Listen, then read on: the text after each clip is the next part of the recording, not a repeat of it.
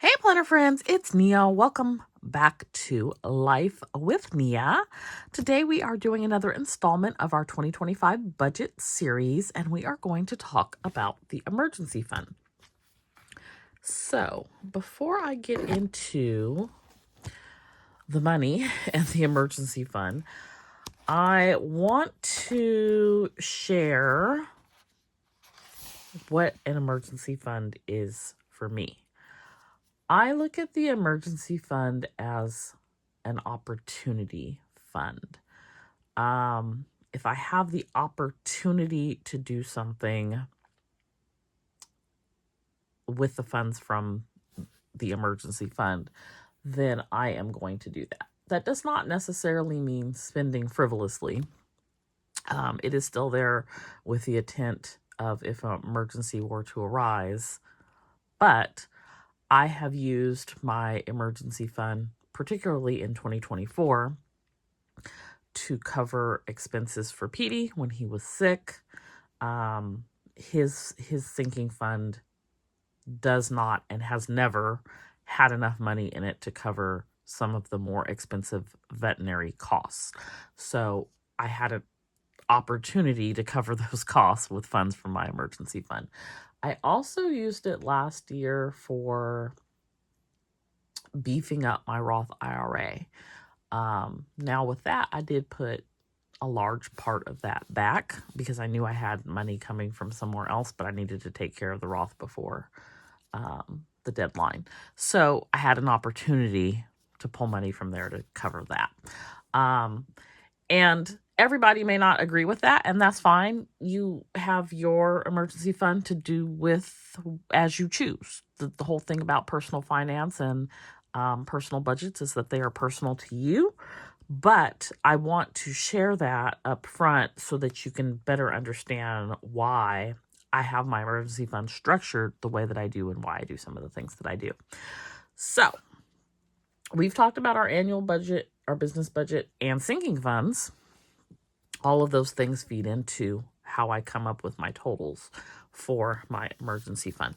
So let's get into it. I am going to break this down by a monthly amount, the amount for 3 months, 6 months, and 12 months. I'm not probably going to say every single number and, say X for 3 months, X for 6 months, because that's very redundant, but you'll be able to see it here on the page. So we're going to start with home. The cost that I pay for rent is $18.75 per month. And this is, by far my largest expense. Probably most people's largest expense is their housing. So for a year, that is $22,500. And I say that because I'm going to come back to that when we get to the end, when we're talking about the amount of money needed. So next is utilities, and this is water, sewer, and trash. And I have $175 per month. It's an estimate. It's every other month. And that's approximately what it comes in at. For this, the only thing I have control really over is the water. The sewer and trash are fixed amounts. Next is SMUD and PG&E. This is gas for my home, and electricity. And so I have that at $225. And I am conscious of these. There are certain times of the day where you can have, if you use less energy, the rates can be lower. And so I try to be mindful of that and not use major appliances during those times to keep the rates low. Next is insurance. This is for both car and home. And right now, both of these are getting ready to renew. I know that my home amount is not changing. I think it's changed by $2, so it's not changing. I don't know what the car amount is, so I have estimated it up just a little bit, maybe about $200 for the year. maybe about 150 for the year. I estimated it up just in anticipation of it potentially going up. So 150 for the two of those per month. I'd pay the home annually. I pay the car every 6 months. Next is T-Mobile, and you probably are looking at this 190 and thinking that is high and you can go somewhere else. It also includes Hulu. So I can't go somewhere else. I mean, I could, but I am one of those Sprint customers who's grandfathered in. Hulu was free. I upgraded my Hulu plan when I canceled DirecTV or Dish, whatever I had a few years ago. And so I have Hulu. It's billed through T-Mobile, and I still receive a discount on the Hulu being grandfathered in as a Sprint customer. So the phone bill portion is actually the cheaper amount. It's maybe $90, if that. They charge me a fee because I don't let them debit it from my account directly. I like to go in and pay it. I don't want you going in my account and doing anything. So there's an additional $5 for that as well. Next is Xfinity. Xfinity is my internet service provider. That is $77 per month. Then we have gas for the car. I really keep this one low. I try to get gas only one time per month. It generally does not even cost me $80. So sometimes this I will go down to 60, but I think 80 is a better estimate, because if I do like a road trip like we've done the last couple of years for my birthday, then that's an extra fill up or two. And so that sort of evens that out. But I try to keep the gas low. I think I spent $63 on my last fill up, and that should last, like I said, a month. So gas for the car, this is one area where I'm able to keep things low because I really just try not to go anywhere. Groceries also includes dining out, so that is $500 per month. And, in the event of an emergency, I could probably cut that down to somewhere around $350, $400. It would be extremely difficult, though. Our gas and groceries here are expensive. One of the reasons I really stopped going a lot of places is because gas is high here. We've been as high as like $7. I'll be at home. But I can't forego eating. So, could I be a little bit pickier about what I eat? Yes. But I feel like 500 is reasonable. It used to be probably half of that when I first started doing this. Household items is all the other stuff. Cleaning supplies, toilet paper, laundry detergent, paper towels, paper plates, soap, all that stuff. So I've got that estimated out at $100 a month, and I don't think I spend that much. Subscriptions. Now, my math is going to get a little wonky here, right? So $300 a month is pretty much what I spend monthly. But then I have some subscriptions that are every other month, and I have some that are quarterly. So when I factor those in, every 3 months, it's about $1,250, which is more than 300 times 3 months would be 900, right? So now we're factoring in these every other month and quarterly subscriptions, and the rest of the way across, those are factored in as well. So $2,500 for 6 months and $5,000 for 12 months. Now, when we get down into what I need when we add these things up, I do not factor in subscriptions.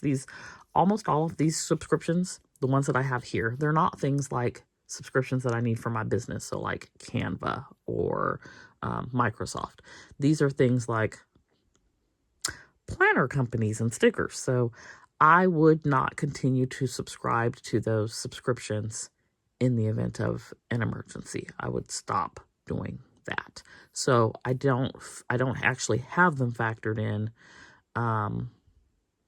as a part of what I need in the event of an emergency. Okay, so next is business. Adding up all of the business expenses that I would need to keep the business going. I estimate that to be $850 a month. That would, mean continuing to take care of those business subscriptions like Canva and Microsoft Design Studio, where I get art, purchasing sticker paper, purchasing cello bags, purchasing mailers.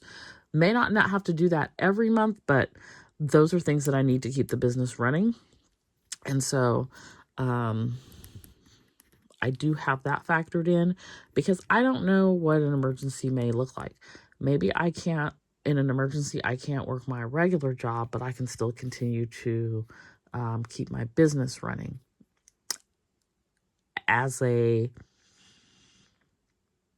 In the process of, thinking it through, if that's one type of emergency, I want to know, what does it cost me to keep the business going?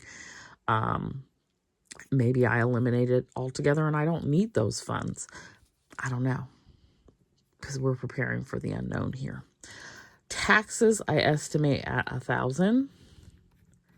And so if I'm keeping the business going, I'm also going to continue to pay quarterly taxes, because those people are evil and they will come find me. So we're just going to put that in there as well. Debt, these are not minimums.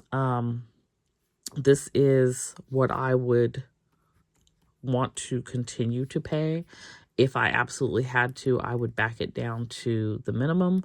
But there are a lot of things where I pay a lot more than the minimum due, because I am, in most cases, there's a 0% that I'm trying to have it paid off before the 0% ends. And so it's a much higher amount to get it done in that time frame. Also, I'm trying to get rid of the debt. And then sinking funds. So this does not include all of my sinking funds. As an example, I've backed out insurance because we have insurance up here. I do have sinking funds for insurance though, but it's not included into this amount. I also took out things like vacation and Christmas and just things that I don't think of. Black Friday, it's not a necessity. And so in the event of an emergency, I probably would not be setting money aside for those things. And so these are just like the basic things that I would need, that I would want to keep going. For example, I have a sinking fund for health, which covers the cost of copays and medication and things like that. I have a sinking fund for car maintenance, and that covers like car registration and car maintenance, and I had to buy a battery, I had to buy tires, those types of things. So I would want to try to continue to contribute to those. And so those are all of the general categories listed. Some things are lumped together, like all the business expenses I've lumped together here, all the debt I've lumped together here, all the sinking funds I've lumped together here. If you want to see like what that specifically entails in further detail, the other videos like the annual budget and business budget and sinking funds video go into detail for that. So then what I did is I looked at, okay, now I know what the totals are for these things. What are my necessities? My necessities are this first group of things here: home, utilities, gas and electricity, insurance, T-Mobile, Xfinity, gas for my car, groceries, and household expenses. This is what I need to live. I need to have a place to live with gas and electricity, so we can have lights and food. I need to have insurance for my vehicle. I need to have a phone. I need to have internet. I need to have gas in my car. I need to be able to eat, and I need to have, a clean home, clean laundry, those types of things, right? So those are the things that I consider to be necessities.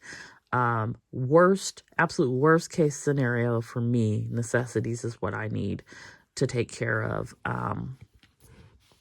in the event of an emergency. So the necessities add up to $3,372, which is less than last year. Last year it was $3,725. I would say the major difference is, even though it's a debt, I had my car payment in this because I would have continued making my car payment as a necessity in the event of emergency. I no longer have a car payment. My car is paid for. And so that amount makes for a huge difference. Now, the utilities have gone up. The rates have increased. So this is higher than it previously was for the gas and electricity. Same thing with T-Mobile. It went from $175 to $190. Gas went down from $100 to $80, but groceries increased from $400 to $500. So, it changes from year to year, and that's why I like to do the emergency fund every year to see what the need is. So, over the course of 3 months, $10,116, 6 months, $20,232, and a year, I would need $40,464 just for my necessities. The next thing I did was took business and I added it to the necessities. So let's say I'm covering all my necessities and I want to keep the business going. Kind of want to keep the business going because the business would bring in income. And in general, it's going to bring in more than what is needed to keep it running. So that's additional income in the event of emergency to have coming in. So now we've taken necessities and then we've added the cost of running the business. So monthly, that would be $4,222. Over 3 months, $12,666. Over 6 months, $25,332. And over a year, $56,664. The next thing I did was add taxes because if I'm running the business, I need to pay the taxes as well. And I will say the estimate on taxes is high, but I also end up owing these people every year regardless. So we're going to keep it high. Okay, so then we've got our necessities, we've got our business, and we've got our taxes. Then we have our debt. And again, these are not minimums. This is more than the minimum to pay things off, but this is what I would add in next. And the minimums are low enough that I think it would be absorbed into the necessities amount. Maybe I'm spending a little less on groceries or household, and I've got some extra money that I could put towards debt payments as well. So for the debt, it would be $6,722 when we add that in as well. So now we're paying necessities, business, taxes, and we're making the focused debt payments as well. So the last thing is adding back in the sinking funds. So if I wanted to cover all of my necessities, my business expenses, taxes, focused debt, and continue to contribute to the sinking funds, that would be $7,422 per month. $22,266 for 3 months, $44,532 for 6 months, and $89,064 for 12 months. And again, this does not include these subscriptions. And so when I was looking at where I'm at on an annual basis, the cost of housing is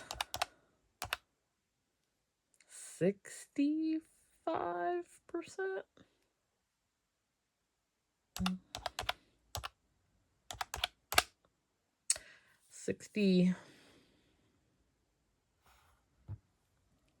55%, 50, it's like 55.5, somewhere around there.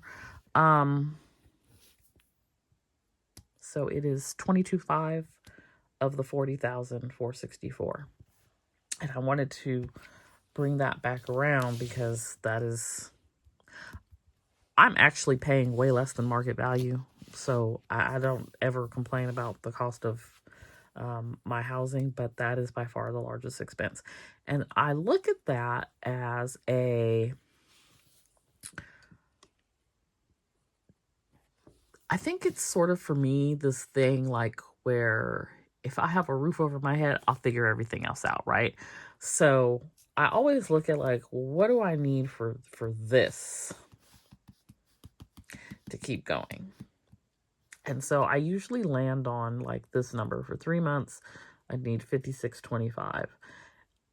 And that for me is like I think where I'm most comfortable having the minimum amount in my emergency fund.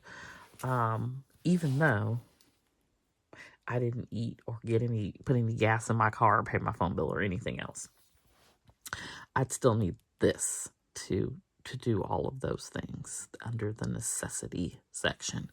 But there's just something psychological about it that I just look at what would I need to cover 3 months of housing. That is a number that I always look at. What would I need to cover 12 months of housing? In any case, this is my emergency fund. This is how I've done it the last couple of years. I've sort of broken it down into these categories by necessities, then business, then taxes, then debt, then adding sinking funds, and just seeing what do I need for each level. And going from there to work towards building my emergency fund for that. Let me know if you have an emergency fund. And if you sort of also use yours for anything other than a emergency, if you have an opportunity to take care of something else, and perhaps you may consider, caring for your animal as an emergency. When Petey initially got sick, it was an emergency. I didn't know what was wrong, what it was going to cost. I just knew that there was never going to be enough money in his sinking fund to cover it because we were covering basic necessities. But I was going to do everything that I needed to do to try to take care of him. And so, that was back in 2021. Now, the Roth last year, I may do something similar this year. I don't know that it will be the Roth. I may try to do something similar with my solo 401k. And that is